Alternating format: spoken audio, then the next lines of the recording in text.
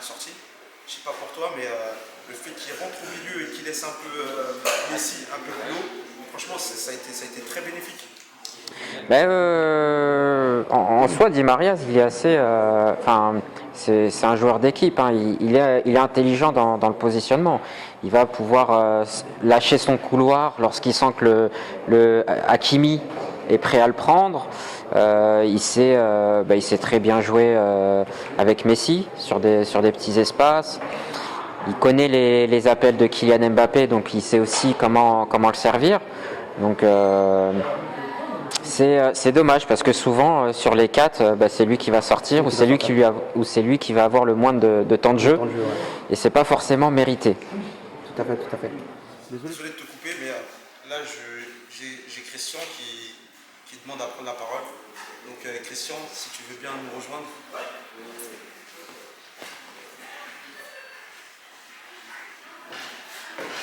Soit tu viens à côté de moi, soit tu viens à côté d'Azine. Merci. Bonjour à tous. Merci Christian d'être là parmi nous ce soir. Est-ce que tu peux te décrire, dire d'où tu viens Ouais, écoute, c'est déjà un grand plaisir de venir partager ces moments de passion de football. Hein. C'est toujours super sympa de se retrouver entre footeux, tout ça. Et ouais, donc je viens du 91. C'était un rendez-vous important. C'est Paris qui joue à domicile, qui joue contre le Real, une grande équipe habituée de la Ligue des Champions. Asdin a dit des choses qui sont tout à fait vraies dans son analyse. On a eu un Paris Saint-Germain qu'on attendait. On attendait Paris Saint-Germain depuis très longtemps dans un jeu qui respirait, qui vivait, avec une vraie capacité à aller vers l'avant. C'était ça en fait. Hein.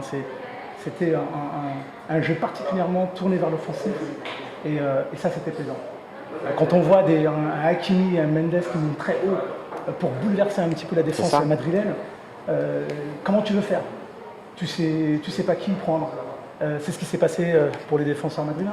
Et je pense que là, on souffle quand même, parce que c'était pas facile. Hein. Donc, Christian est supporter parisien. Je suis complètement on souffle bien. Et encore un exploit d'un grand joueur qui est au rendez-vous, un Mbappé qui de jour en jour explose. Sur la fin du match, il marque. La semaine dernière, sur la fin du match, il marque. Donc il y a des choses qui nous révèlent cette capacité d'un joueur qui est en train de monter en puissance. Ouais, non, c'était vraiment un match fou.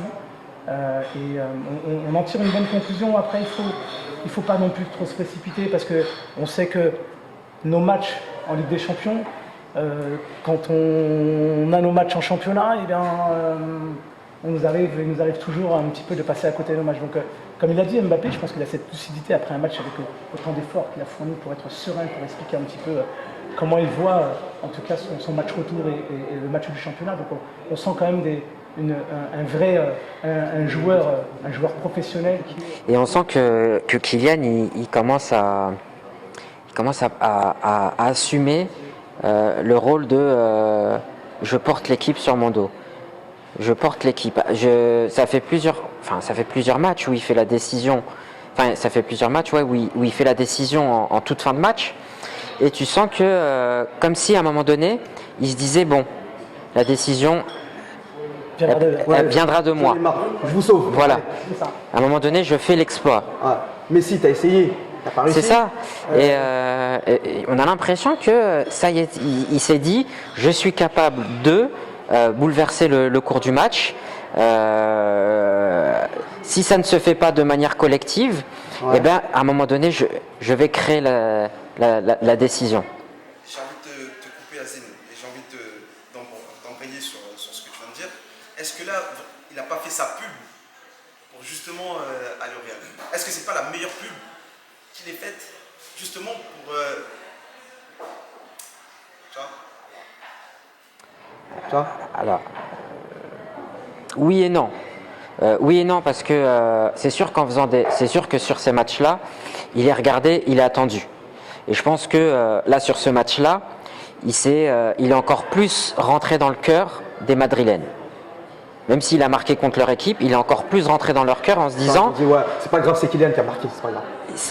il est capable de nous sortir de situations compliquées. Ah. S'il vient dans notre équipe, il est capable de. Donc ça c'était pour le oui. Après pour le non, je veux dire bon, il a déjà prouvé. Ça y est. Il était jeune, il a pris une Coupe du Monde. Il a fait des matchs exceptionnels avec le PSG, il a fait des matchs exceptionnels avec l'équipe de France. Même si l'Euro se termine mal pour lui, Très mal. il n'empêche que, il a des statistiques sur l'année dernière. C'est costaud le nombre de buts qu'il met. Hein. C'est très costaud. Et il marque en Ligue des Champions. Donc son total but en Ligue des Champions par rapport à son nombre de matchs, il est très très intéressant. Hein. Donc je pense que là c'était pour le non en me disant ça y est, il est déjà là où il est. Ouais, Il n'a pas plus besoin de faire de pub que ça. d'accord. Ouais, et puis surtout qu'en plus, on a un joueur qui rentre en pleine maturité. Comme il a su le démontrer en équipe de France, il le démontre en championnat, il le démontre en Ligue des Champions. Je pense que il y a longtemps qu'on n'avait pas eu un attaquant avec autant, déjà un jeune attaquant aussi puissant. Et c'est vrai qu'il avait aussi besoin, je pense aussi, de montrer et de démontrer au Real qu'il était prêt dans ce genre de compétition. Parce que je pense, pour moi, après ça ne reste que mon avis et ça n'engage que moi, je pense que les grands joueurs, on les voit dans les grandes rencontres et là, ça a été le cas. Quand on voit un Verratti, qui pour moi, hein, si on devait, je devrais lui donner la meilleure note parce qu'il a été le patron du milieu de terrain. Il a été le patron du milieu de terrain. Alors, ce qu'a fait Pochettino a été excellent, d'aligner Danilo et Paredes. Parce que pour moi, c'était la meilleure ligne qu'on pouvait avoir au milieu de terrain. D'accord, mais très bien, très bien. Ben là, je peux te poser une question d'ailleurs. Pourquoi Paris, alors, ils ont un double visage en Ligue 1, quand tu vois Paredes, Danilo, Verratti, bon, Messi, et quand tu les vois là ce soir, Alors. c'est pas les mêmes. C'est quoi? C'est le parfum de la Ligue des Champions? C'est la musique? C'est quoi?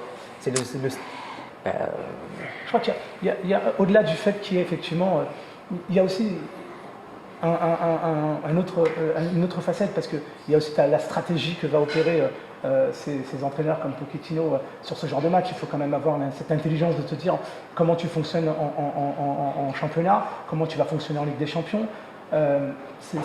Pour moi, ça me paraît tellement difficile quand tu sais que tu as une équipe avec autant d'excellents joueurs et de pouvoir te dire comment tu vas faire pour aligner la meilleure équipe en Ligue des Champions et la meilleure équipe en championnat.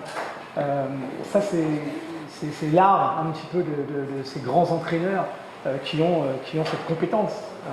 Mais on voudrait aussi voir ce qu'on a vu là en championnat parce que on sait que c'est pas le même niveau, on sait que le championnat français non plus c'est pas le plus gros niveau des autres championnats.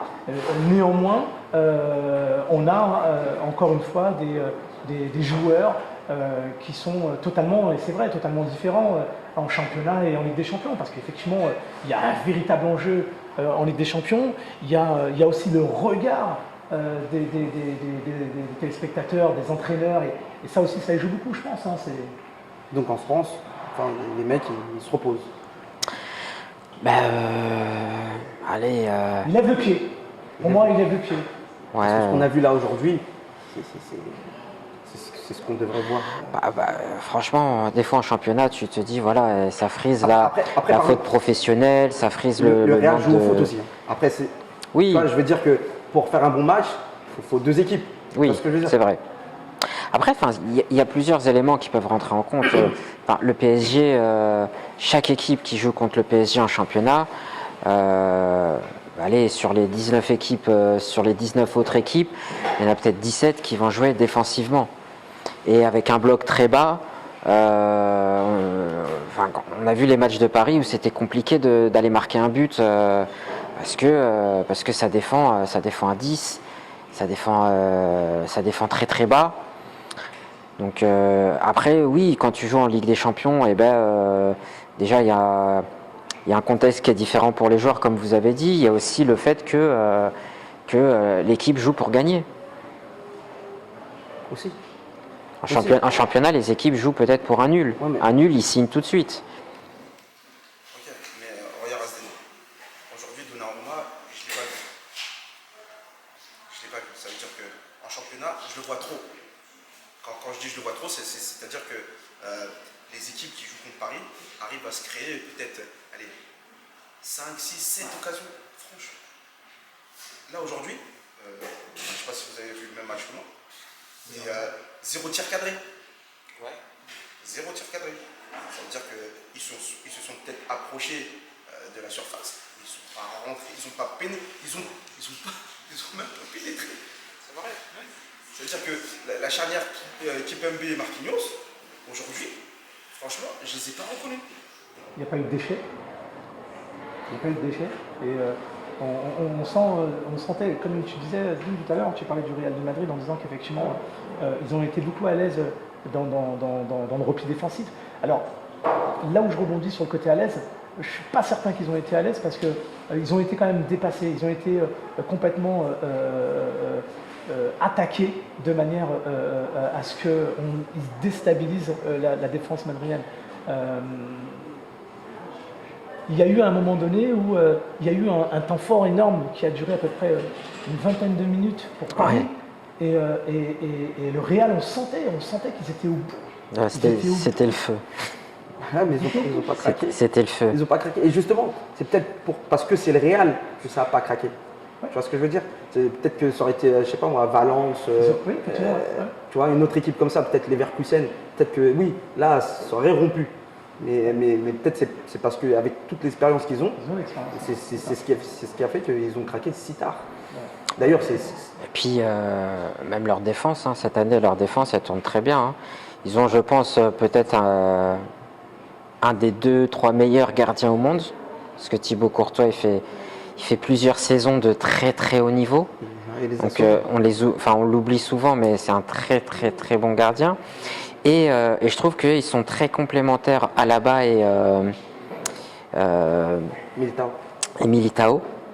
Alors, je pense que Ancelotti s'est un petit peu loupé en mettant Carvajal titulaire. Pourtant, Vasquez fait une... Sur le but, je sais pas si Alors, sur le but, oui, il se fait dribbler, mais depuis le début de la saison, Vasquez, pour moi, est au-dessus de Carvajal. Carvajal n'est jamais revenu à son meilleur niveau suite aux blessures musculaires qu'il a eues. Et je pense que là, Ancelotti, il s'est un petit peu loupé.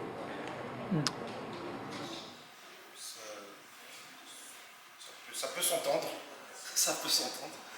Moi, je pense que justement, moi j'ai trouvé qu'il m'avait surpris déjà sur le choix Carvajal. Et je trouve que dommage que celui qui remplace Carvajal, c'est sur lui que se prend le but. Tu vois, déjà dommage. Parce que moi j'ai trouvé que sa gestion du match, franchement, déjà je partais dans l'idée que Madrid n'était pas venu gagner. Donc ils étaient venus, bloc bien bas. On va essayer de garder le ballon le plus possible. Et si on peut marquer un but, on marque. Le fait qu'il ait changé Carvajal, qui avait à sa charge Mbappé, montrait qu'il s'est retrouvé essoufflé à cause de Mbappé, ça tirait. Et je pensais qu'il avait fait le bon choix en mettant Carvajal. Et justement, faire rentrer Vasquez, ça voulait aussi bloquer la vitesse d'Mbappé. Oui, et en plus de ça, sur le couloir droit qui a été beaucoup mis en difficulté, on avait à la fois le latéral qui montait, qui apportait le surnombre, plus Kylian Mbappé, et tu avais Asensio qui lui, c'est pas le meilleur au niveau du repli défensif, c'est pas celui qui va aller tacler, et c'est contre nature. Et je pense que c'est pour ça que je dis que peut-être que Ancelotti a fait une petite erreur sur le couloir droit en titularisant la paire Asensio et Vasquez. Asensio et Carvajal. Ouais. Vasquez apporte peut-être un peu plus de vitesse ou sinon il aurait peut-être fallu combiner peut-être différemment. On a vu que dès qu'il a fait le changement sur son couloir droit, ils étaient peut-être un petit peu moins en danger, sauf sur la dernière occasion du but, mais ils étaient un petit peu moins en danger. Ça peut s'entendre. Qu'est-ce que tu en penses, Christian? Alors, je vais vous dire une chose, moi j'ai beaucoup regardé, beaucoup plus Paris, parce que Madrid, pour moi, est-ce que je vais reprendre un peu ce que tu disais tout à l'heure, quand tu dis que Madrid n'était pas venu pour peut-être gagner le match, mais encore une fois, il était difficile que Madrid aille chercher une victoire, parce qu'il y avait un bloc très haut du milieu de terrain parisien qui empêchait le déroulement du jeu madrilène. Donc, à un moment donné, tous les ballons ont été récupérés par les Parisiens et très très vite.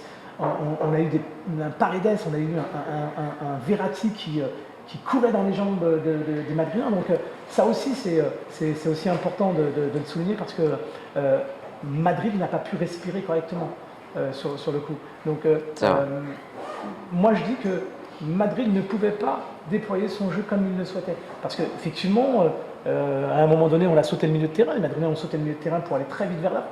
Mais la récupération était parisienne aussi rapide. Et on repartait. C'était un petit peu ce qu'on connaît quand on est amateur, attaque-défense.